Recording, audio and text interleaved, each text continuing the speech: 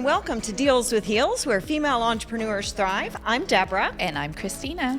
Welcome to the show. Welcome. Welcome. So exciting always to be back. It is. This one is going to be exciting because this is almost going to be like a two-part. It is. It is. We have a great guest today. She has a fantastic entrepreneurial story, and she has a big event coming to Oklahoma City in just a few weeks. And Christina and I are going to be broadcasting live from the event. So it's a big deal for us, and we're excited to have her. Amber Mamacita Cohen is from Sour Lake, Texas. She lives for the highway, vinyl records, turquoise, boxed wine, live music, and strong black coffee. She has 4 kids that are aged 26, 22, 19, and 4. She's been living life as an entrepreneur for the last 15 years. She ran food trucks first, and then a few years after, opened her first firework stand. She is now in 10 years in the business with fireworks and 7 locations across 3 counties. She started the Ladies in Leather Motorcycle Parade and Rally in 2019, and it is now celebrating its 6th year with its annual rally in Oklahoma City, September 12th through the 14th. Their mission is to celebrate, educate, and empower women through motorcycling. Please, everyone, welcome Amber Mamacita Cohen to Deals with Heels. Welcome. Welcome. Hi, ladies. So good to see you again. Amber and I have known each other for a few months now. She's been working on her event that's coming in, and it's super exciting. I'm so glad you were able to join us. Yes. Thank you so much for having me. So excited to be here. Yes, well, I can check off some big ones. I'm from Texas, too. I'm definitely a box wine girl. And before, I used to ride motorcycles. I did. And until this is actually covered up a huge scar as I went through a barbed wire fence. And that was the end of my motorcycle life. Well, you have time to take the lessons and get a bike and ride. We could ride in the parade as passengers. They'll let us ride as doubles. Okay, let's face it. I've had a foot injury, now a hand injury. Do you really want me to be on a motorcycle? Definitely not. Definitely a back seat. We'll save a nice back seat on a 3-wheel safe trike for you. Yes, and I'm totally down for that. You know, Amber, I know your story, but would you kind of tell our audience your entrepreneurial story, like how you got started? Because fireworks, that is such a unique thing, right? That you don't, and it's seasonal, it's not year round. You can make a bunch of money fast and then do other stuff the rest of the time. So I'd love to hear how you did it and how it's working for you. It is a unique niche little market, and it kind of happened by accident. You know, I found myself at a crossroads about 15 years ago. You know, recently divorced, 3 kids, been a stay-home mom for a long time. I ran a little mobile notary business the whole time my kids were young, so I was used to working for myself. And then decided, you know, I needed to step out and start a new business. And just by chance, I met a man. And he ran a warehouse locally to the community. And he's like, well, why don't you open a stand? And I thought, well, why don't I? You know, my whole from childhood is memories of fireworks. We popped as a kid. We went to the shows as kids. As an adult, I took my kids to the shows. It's something that I love. And I thought, well, if I can make money doing something that I love, why not try that? You know, so I went in and I invested just a little bit of money, didn't know what in the world I was doing, took a leap of faith. How hard can it be, you know, and opened my first stand, had a little bit of guidance. And really, right before the season started, I thought I was doing the right thing. I ran down the road to the next stand, you know, the guy that's been there forever. And we shopped with him for forever and went to introduce myself. And hi, we're brand new. We're 5 miles up the road and it's my first season. And this man was so ugly to me. I left out of there just feeling defeated. I thought, you know, he got in my face and don't cut a piece of my pie and don't start a war with me. You won't win. And it was just very ugly. So he lit a fire underneath me and I took every penny that I made from that first season and I bought a second stand and I put it on the 5 miles on the other side of him. Because, you know, if you don't want to play nice, we'll play hard, you know. So we started growing very rapidly. Within 3 or 4 seasons, we had 4 stands, 5 stands. And we just actually officially opened season yesterday. Um, so we're up to 10 stands. I'm sorry, 10 years in the business, and we've got 7 stands across 3 counties. So we work really, really hard twice a year. And then I stockpile that money to fund my motorcycle obsession. So it gives me the freedom to do ladies in leather. It gives me the freedom to have the time with my kids that I need. I've got 3 that are pretty much grown, and then I'm a toddler mom now on top of everything else. So I've got a 4-year-old running around. See, Um, she and you, Christina. I know. Christina's living that same life as you. She has a 17-year-old and a 5-year-old and a 3-year-old. 3-year-old. Yeah, same thing. And the what's crazy is the year that I started Ladies in Leather unexpectedly was the year that I found out that I was pregnant with my geriatric pregnancy. I was labeled, I guess, because I was over 40. So I was a young mom the first go around, raised 3 amazing kids, and then started all of this new entrepreneur business, really working for myself as my kids got older, and then find myself made an announcement, hey, we're going to start Ladies in Leather. And then a month later found out I was with child. So then that kind of threw a whole new, um, you know, uh, angle into it. I don't want to call it a challenge, but, so we're doing that. So it just, it's life, you don't plan it. It's just, you take it as it comes. So Yes. Ladies in Leather, that's just how we started. Right. And as I've known you, one of the things that was immediately evident to me is how committed you are to empowering the women that participate in not just your event, but on your group on social media. They're also active on that, and how 1000% committed you are to that empowerment. And Christina and I, our whole podcast is about empowerment. And tell us a little bit just about that, your mission, that part.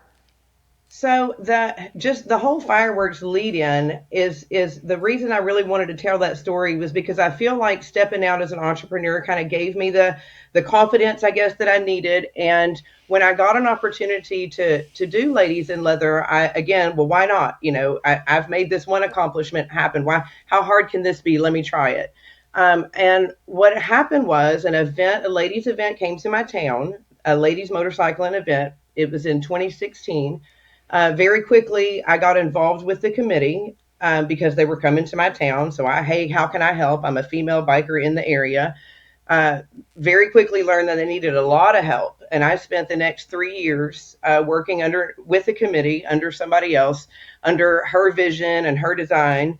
And just gave it my everything because I didn't know that this community existed. I don't think many of us did back then. I was always the only female rider, or maybe one of 2 or 3, but had never been around that big old crowd like that. So after 3 years, I got an opportunity to take it over and make it my own. And we really wanted to change the focus about this world record. That's how it started. Everybody wanted to break the world record for most women motorcycles in one place. There's a record out there. So the whole empowering part came the first event. I'm standing in a sea of biker women. So if you've ever been to a motorcycle event, the energy is just amazing. It's loud, it's hot, there's leather and tattoos, and it's just a really neat, high energy environment. So imagine that, 800 of them, and they're all women. More women motorcyclists than I'd ever seen in one place at one time. Hair standing up on my arms, chills. I can't even explain the feeling that you get looking around, all females. What an amazing, empowering feeling. What an amazing feeling. What an amazing feeling. So we get down and they're doing the count, running up and down. The world record people are there counting. And I will never forget this moment. We're all standing. You could hear a pin drop as she gets up on the stage. She picks up the microphone and she says, ladies. And I see these tears start rolling down her cheeks. And she says, we didn't do it. And there's this huge, oh, that ripples through the crowd. And I'm standing on the side going, no, this is the coolest thing I've ever been involved with. There's no awe. And it just put this big defeat, and it again lit a fire in me. And I said, that's not what this is about. We can't be this awesome and amazing and empowering in this big of a group and then leave feeling like we weren't enough. So when I got the chance to take over and make it my own, I had 3 years invested in these women, 3 years worth of campouts and meetups, and now we're not just random women who ride motorcycles. We're a family. We have a strong Facebook connection, and we're wishing each other Merry Christmas and watching each other's kids grow up. And as it progressed, I knew it wasn't something I could just let go. So when I took over and rebranded, I said, forget the record. Who cares about a name in a book? That's not what we're about. If there's five of us or 500 of us, who cares? Let's go out there and empower each other and empower those women that see us and go, wow, look at these badass women, and it's just who cares how many of us there are? It does And seem to just be focused on weird expectations, right? That expectation of it. Now you've got it. If you don't do it, then there's a letdown, and that whole part Well, of and it. I get it. I get it. I get the drive. I get the want to have the notoriety. I get the bring it home to the USA. I understand the drive behind it. I just didn't ever want that to be the driving force behind Ladies in Leather. Right. That's not, I don't ever want us to not be good enough for somebody else's standard. That's not what we're about, because we are you. We are your mother. We are the librarian. We're the lunch lady. We're the lawyer. We represent every woman, every aspect. We have, highly educated women that carry degrees, and we have homemakers that have done nothing but stay home and raise children. But when they're side by side on those motorcycles, you don't know who is who's wealthy, who's struggling, who's suffering, who's strong. It's just, we are all on a level playing field, and it just makes it an amazing environment to be around. And we hold each other up and help each other through, hard times. And it's just grown so much more into than motorcycles. The motorcycle brought us together, and now we're a force.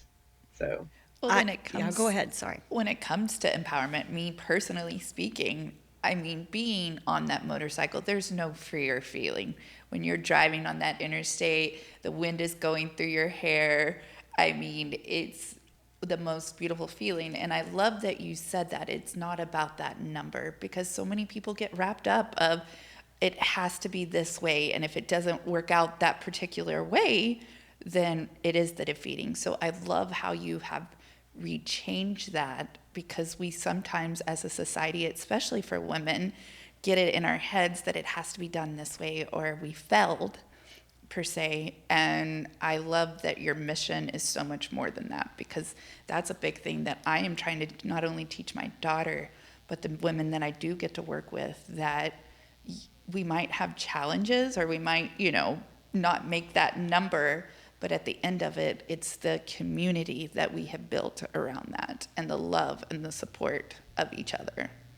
And the city, and I think, just really poor marketing. Let me just say, coming up and saying, ladies, and being all, and then saying you didn't do it. There's so many other ways to do that, to talk about how awesome you are and fire it up for next year, and so much that could have been done other than the womp, womp. And it was new for all of us. We were all learning. But after 3 years of chasing a record and then saying we didn't do it, like how? And then what happens when we do it? Then we have to do it again and again and again. It just, to me, it just wasn't what it was about. But like what you said, that about the feeling of being on a motorcycle, I think the reason that the motorcycle is so empowering to a woman is because you're in full control. No one can help you. You're in charge of that throttle. You're in charge of everything. And when you're out there on the road, you're 100% alone. You can be riding with 8 other people, but you are the driving force behind every single thing that happens when you're on that bike. So that feeling that you give yourself, I am doing this. When you hit 70 for the first time and you go, I'm doing it, and it's me that's doing it, it gives you a feeling that you can just do anything. So I think that, combined with 800 women that are all living their own lives in their own way, it just opens so many doors for us to connect with each other. We have breast cancer survivors that meet each other and have a bond that I could never have with a breast cancer survivor, because I didn't walk that path. But this other sister did, and all of a sudden they can connect on a different level. So The word empower is just such a general term, but it encompasses so much. Even if it's just a phone call or a "Hey sister, how you doing today?" message on Facebook, the support system that we've built for each other around the fact that we all ride motorcycles is really the reason that we're here. And women that don't ride bikes, they see us go by and they go, "Wow, what is that? Look how strong those women are. Am I that strong? Can I be that strong?" Maybe they're struggling with, well, if she can do it, I can do it. And I I don't, love I feel how like it's, I think it's inspiring how she's brought people from women who are, let's face it, we're hard on ourselves and each other. That you've been able to bring them in from all walks of life, and they come back every year, and then you have smaller meetups throughout the year, and I love that. I think it's inspiring. I think a lot of people, though, don't know what happens at a motorcycle rally. And so I'd like to talk a little bit about the event that's coming and all of the things that are going to be there. One, if you're a motorcyclist, how can you participate? And how does, what's going on? But also, you have some events and some entertainment that's open to the public where you could come down with your family and have a good time. And so tell us all about that. okay, so we are a ticketed event. If you're a lady motorcycle rider, we 100% want you to go on our website, ladiesandleatherparade.com, and get yourself registered. If you get registered, you'll get a commemorative rally patch and pin, and it's a way for us to keep track of who's in our little family, right? So the ticketed event is going to encompass a full weekend of, we'll have guided rides of some hot spots around the Oklahoma area that we're going to be visiting. We're going to have self-guided rides that you can take on your own if you don't want to do the group thing. It'll be a full weekend of vendors, entertainment. We have a ladies only motorcycle show, ladies only motorcycle games, a lot of exciting stuff going on stage. We'll have a bling class to teach you how to bling out your clothes or your motorcycle accessories, a t-shirt shredding class. There's just all kinds of fun stuff packed into that weekend. If you're not a rider, we encourage you to come and experience. I mean, if you've never seen motorcycle booth vendors, especially for the ladies, there's some really cute clothes and what you would maybe call going out wear that we ride in, a lot of just different things you wouldn't typically see. And it's like a shopping event. There'll be a stage and things going on. It's just a really low pressure environment. I know it sounds intimidating when you say motorcycle rally, but it's really not as scary as you think. Everything outdoors will be open to the public. Our event is going to be at the Civic Center there in Oklahoma City, uh, right next door to, I'm sorry, the Oklahoma Convention Center, Right. next door to the Omni. So we'll have Mick Cornett blocked off, and there'll be some outdoor activities that'll be open to the public. We've got an all-female motorcycle stunt show that's going to happen on Friday. The bike games, motorcycle games, which will be our lady attendees, women only participating in the games. All those things will happen outside. There'll be food trucks and things that are be accessible to the public. So it's going to be a neat event. Saturday is the big parade. We will line up downtown. Of course, the parade is free for all the public to come out and view. We'll have a parade map posted on the website. We'll also have collection bins put out along the parade route because part of our parade is also a food drive. The ladies that will attend the event bring canned goods in their saddlebags, and then we do a community-wide fun food drive for the Oklahoma Food Bank. So we'll put bins out all along the parade route for the public to come and donate if they wish and watch the largest traveling all-female motorcycle parade in the U.S. come through Oklahoma City. So So when you talk about the parade, we're not talking about a couple of miles long, right? It's, what is it? no, it's a good route. It's going to leave downtown. It'll go through Bricktown and it'll circle around the Oklahoma State Capitol building. So we're really excited. It's going to be a beautiful route. So we'll come up both sides of the road because it circles around the Capitol and comes back and back through Bricktown. And we're expecting anywhere. Our smallest event was our first, and we had 350 women on bikes. And our biggest event was 746, I believe it was, women on motorcycles. So it's a miles long parade. It's an amazing thing to watch. And you have, at the end of it, you have some trucks and stuff that women drive too, right? Well, we'll be followed by our sponsors. We've got some amazing sponsors this year in Oklahoma City. Indian Motorcycles of Oklahoma City has stepped up and is really helping us bring this event to town. Fort Thunder there in Moore is sponsoring us. We've got Law Tigers, which is Oklahoma organization. They're actually nationwide, but the Oklahoma branch. So we're working with some of the local people that are really helping put this event on. The Indian of Oklahoma City dealership will have their demo truck outside. That's Ooh. something else that's open to the public. They'll have all the models out for you to be able to come and test ride. So it's going to be a really neat event. We're excited to be in OKC. It's a big town. It is, and we're It's excited to growing have really you quick. and to help get the word out. I know lots of people from the area of Oklahoma that I grew up in, women motorcycle riders, and I haven't ridden since I was a kid. We did some crazy stuff on motorcycles in the 70s and 80s, is what I will tell you. But I'm excited for the event and all of the cool stuff, and it's coming up in just a few weeks. September. Yep, just a few weeks.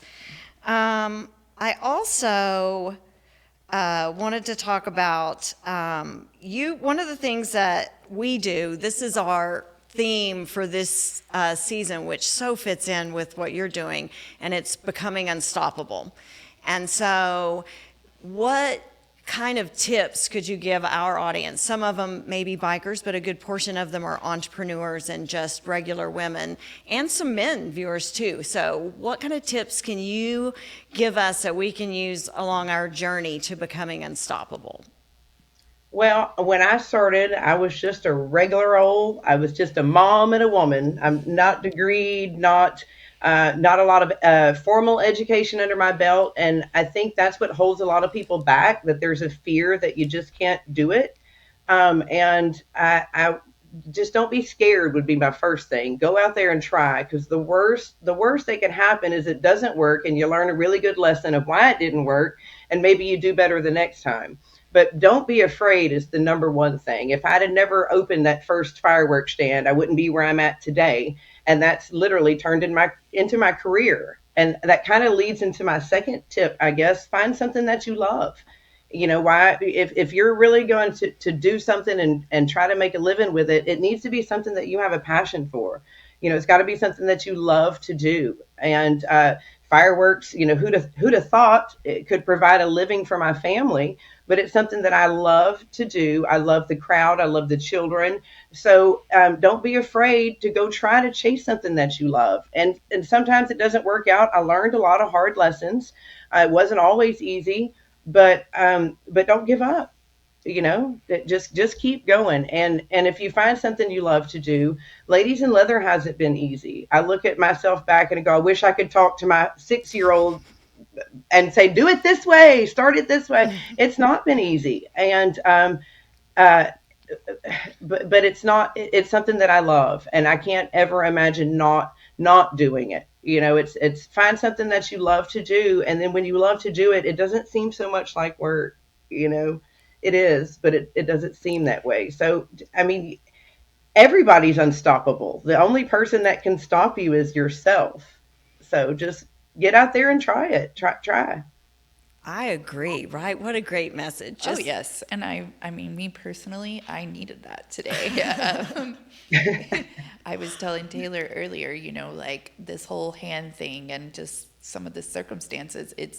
It's hard sometimes from that mindset point of view, you know, to keep pushing when times get hard, when times get tough. So I mean, it's a great understanding because you talk to entrepreneurs like yourself, and it's knowing that it's not always easy, because sometimes all people see is the glitz and the glam of not really what goes on behind the scenes. All So, the things. You get an impression of somebody that their life looked like they've really got everything put together. And just like I tell my kids raising them, listen, everyone has bullshit in their life. They do.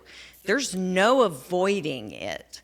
How you deal with it determines your character. Who are you going to be when adversity comes to you? And I think it's really impressive that you took that man who was just such an ugly person to you, and rather than going, oh my God, I'm never going to be able to do this, he's threatening me, and having that stop you, you got fire, and let I'll it, show you. it made you more unstoppable, because now I'm really digging in. And That's what I tell these women. I take those haters and I eat them for breakfast and I use them as fuel for my fire, and it keeps me going. And even through Ladies in Leather, sometimes I get ugly messages or people that are unhappy, and I take those and I file them away where they need to be filed, and I address the ones that are truly important. But when the ugly ones come through, look, if I'm getting your attention, we must be doing something right. So you can't let ugly words or people who turn their nose up at you or say you can't do it knock you down, because once you're down, and then who's going to come pick you up? You are. So you have to put yourself in that mindset. I am unstoppable, and you're not going to stop me from doing it, and if you try to, then I'm just going to come back and try harder. So we haven't broken any records. We're not trying to break any records, but you're not going to stop us from continuing doing this wonderful thing that we started. I bet It's you just, have broken some records that you're not calculating, because I'm a oh, member. I'm a if it was member of really your about of your online group. I'm a member of that. So I see all of the women supporting each other on there every day. And it's not stuff that Amber's always posting. It's them coming together and giving updates and empowering one another. And it's an amazing group. It really is. So I bet you have broken some kind of records in there, right? Some spiritual and some. Most definitely. And just from the motorcycle perspective, there's nothing freer than going through battles and then getting on that motorcycle, and then all you're looking at is highway. And stress release. Controlling that much power when you feel so powerless. So many times we feel powerless. And I think that's what drives the community, and I think that's one of the things that drives so many women to motorcycling, because it's always been a male dominated thing. It's like the girl that wants to go play football. People are like, okay, yeah, maybe you can, but should you really? So then when the women really started taking over, and now we're up to 1 in 5, which is a crazy statistic. Out of every 5 motorcycles you see going down the road, one of them is going to be a woman. So it's really turned into a thing that you get on it and you do it, and you feel that, again, you're on your own. And it's such a stress relief. With the first time you get on that bike and twist that throttle, all of the bills that I have to pay, and the chores that are undone, and the kids that are driving me crazy, and the husband that's nagging me, or all the stuff that you have just melts right away. And it's such a stress relief and a empowering feeling, that I think that's what draws a lot of women to that community. Is once they get in there and they realize that they can do it, and then we find each other, it makes you feel like you're unstoppable, and it's the most empowering thing that you can do. I think it's fantastic. If we have some of our audience they don't currently ride motorcycles, but they're interested in learning how, but they don't know where to start. What are the first steps someone needs to do if they are learning to ride, or they want to become a motorcycle rider? 100% go take the class, go take the class, go take the class. Most dealerships offer a class. You can Google motorcycle class near me. The worst thing you can do is have your husband, have your friend, have your buddy teach you to ride a motorcycle, because they're going to teach you the basics. Here's how you go, here's how you stop, and then you're going to get on it and teach yourself the wrong way. And that's exactly what I did. I thought, well, before I take this class, let me get the basics down. And I had someone running next to me, and brake, throttle, clutch, this and that. And I sure learned how to do them donuts. And I had the confidence like you wouldn't believe. And I went out riding and took some mountain roads and learned real fast. I didn't have a clue about clutch control and torque and which gear I should be in at certain inclines. And I thought, ooh, maybe I should go get some real instruction.